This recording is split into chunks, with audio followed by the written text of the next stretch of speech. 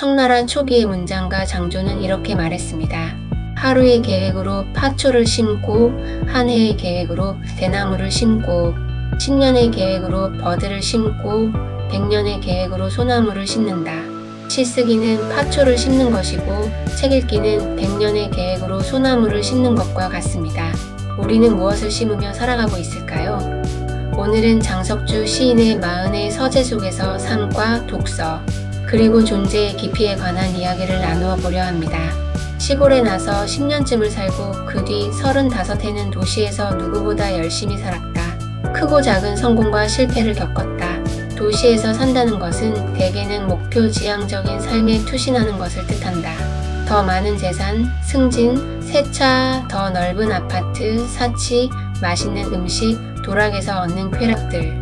이런 것들을 탐하고 앞으로 나아가며 무한 속도로 경쟁하는 삶. 내 안에서 일렁이는 욕망은 삶의 속도를 가속화시키는 엑셀러레이터이다. 그걸 굳이 부끄러워하지는 않겠다. 그런데 어느 날 그 모든 게 부질없다고 느껴졌다. 나는 순결한 마음으로 품었던 인생의 초안을 떠올려봤다. 그 궁리의 끝에서 시골에서의 삶을 선택하고 결연히 도시에서의 삶을 접었다. 시골로 거처를 옮기며 대나무와 같은 삶을 꿈꾸었다. 대나무는 속이 비어있는 나무다. 대개의 빈 것들은 마음을 애잔하게 올린다. 빈 것은 청빈과 통한다. 비움 중에 마음을 비우는 일이 어렵기로는 으뜸이다. 마음을 비운 이들은 우선 그 태도에서 초연하다. 초연함은 본질적으로 탈속이다. 초연한 것에는 맑은 기운이 깃든다. 책을 읽는 행위는 선천적으로 타고난 프로세스에 의지하는 게 아니라 후천적인 학습과 훈련의 결과로 이루어진다.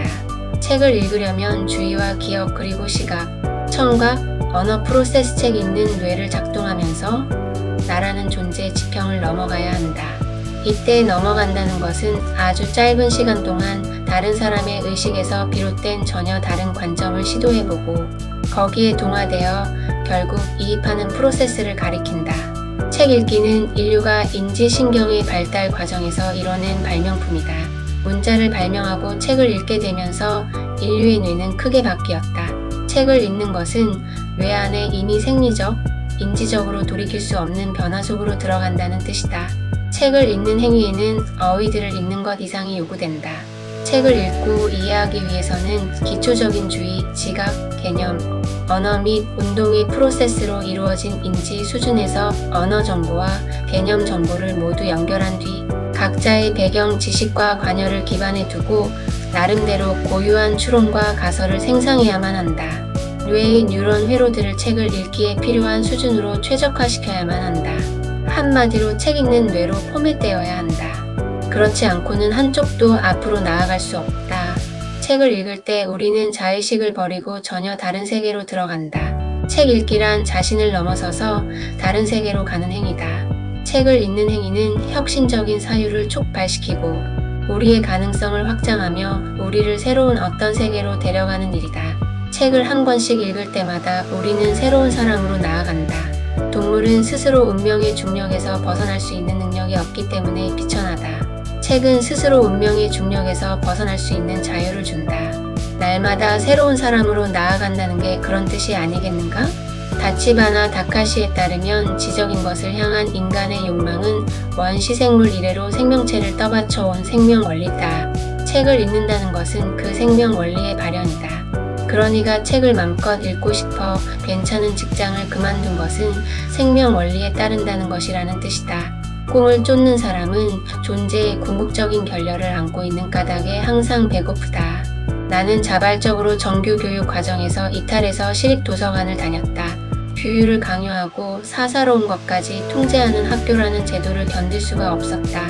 그로부터 몇 년 동안은 시립도서관 구석에서 온갖 종류의 책들을 읽으며 내 꿈이 무엇인지 그 실체를 붙잡기 위해 애쓴 시간들이다. 조나단 리빙스턴이 갈매기 무리에서 파문되었듯이 나 역시 꽤 오랫동안 가족과 친척들 사이에서 따돌림을 당했다. 꿈을 쫓기 위해 무리 속에서 다름을 안고 사는 것이란 쉽지 않다. 덜어는 무시당하고 덜어는 조롱당한다. 꿈이란 눈앞에 없는 것을 제 앞에 앞당겨 봅니다. 남들은 보지 못하지만 꿈꾸는 사람들을 본다. 꿈을 가진 사람은 현재의 위기와 시련에 쉽게 굴복하거나 꺾이지 않는다. 꿈은 두려움을 넘어서는 용기의 원동력이고 실패에서 일으켜 세우는 동기이고 아울러 현재를 뛰어넘는 도약의 지렛대가 되기 때문이다. 삶의 의미와 삶을 위한 한층 높은 목적을 찾고 따르는 갈매기보다 더 책임 있는 자가 대체 누구란 말입니까? 수천 년 동안 우리는 물고기 대가리를 찾아 휘젓고 다녔습니다. 그러나 이제 우리는 살기 위한 이유를 갖게 되었습니다. 배우고 발견하고 자유롭게 되는 건 말입니다. 서로는 비천하고 영락한 삶의 세목을 꿰뚫어 보면서 대두르지 않고 진실로 직격한다. 진실은 봄의 부름을 받고 파릇파릇 돋아나듯 찾아온다. 진실이란 무엇인가? 진실이란 있는 그대로를 있는 그대로 보고 받아들일 수 있는 용기이다. 그 용기가 없기 때문에 사람들은 욕망에 떠밀려가는 삶을 산다. 그들은 자신의 감정을 속이고 자아마저 속인다. 거짓과 피상성으로 덧칠된 그것을 붙잡고 매달리는 당신에게 부족한 것은 진실이다. 진실의 용기, 진실을 마주보려는 용기, 진실의 편에 서려는 용기. 진실은 늘 단순하다. 진실은 나는 누구인가라거나 혹은 나는 어디에서 무엇 위하여 살았는가라고 묻는 물음 속에 숨어 있다. 진실은 그토록 평범하다. 만약 당신이 스스로에게 한 번도 이런 질문은 던져본 적이 없다면 당신은 진실의 의지가 없는 삶을 살아왔다는 증거이다. 그 한가로움이 뼛속에 사무칠 때 문득 이렇게 살아도 되는 것인가 하는 회의가 깃들기도 한다. 온갖 욕망과 성공의 꿈, 열띤 경쟁으로 세상은 돌아가는데 격절된 숲속에서 당시전집이나 뒤적이는 자신이 초라하고 한심하게 여겨진다.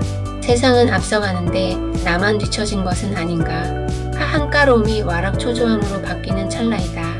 나고자의 열패감이 의식을 옥죄고 두려움이 덮친다. 허나 근심은 잠시뿐이다. 양의 유혹과 중독에서 벗어나 보자면 자발적 가난이란 오히려 낭비를 정화하는 삶의 방식이 아닐까? 가난하니 숲속에서 무엇에도 구속받지 않는 자유와 한가로움을 즐길 수 있는 것이 아닌가. 이 세상에는 수만 가지의 일들이 있다. 그 일들 중에서 자기의 적성에 맞는 일을 찾는 게 중요하다. 소설가 최인우는 자기가 타고난 혹은 길러진 욕망의 가장 큰 부분을 무시하고 인생을 설계하면 그 사람은 반드시 인생을 망치게 되고 한을 남기게 된다고 말한다. 자기가 무엇을 좋아하고 어떤 것을 잘하는지를 꼼꼼하게 따져보고 이를 선택해야 한다. 일의 선택에서 성공을 거둬야만 인생을 망치지 않을 수 있으니 그게 지혜이다. 일은 그 자체로 평등하다. 하지만 한 치과 의사가 병원을 접고 우동집을 냈다는 기사를 읽을 때 나는 즐겁다. 대기업에 다니던 사람이 가족을 이끌고 농사를 짓기 위해 귀농했다는 소식을 들었을 때도 기쁘다. 그것은 제 몸에 맞지 않는 옷을 벗고 제 몸에 맞는 옷을 찾아 입는 것과도 같다. 예술가들은 고요와 고독을 좋아하는 족속들이다. 관습에 길들여진 개들의 세상에서 끝끝내 길들여기지를 거부하는 늑대로서 살아가는 자들이 바로 예술가이다. 그들은 우리와는 다른 방식으로 단독자의 삶을 꾸리고 그런 삶의 태도를 하나의 본질로 고착시키는 재능을 보인다. 그들은 우리에서 내쳐지는 것을 감사해야 하고 불행을 지복으로 삼는다. 우리가 배워야 할 것은 무리에 감염되지 않는 것? 오히려 단독자로서 무리를 감염시키는 바로 그 재능이다.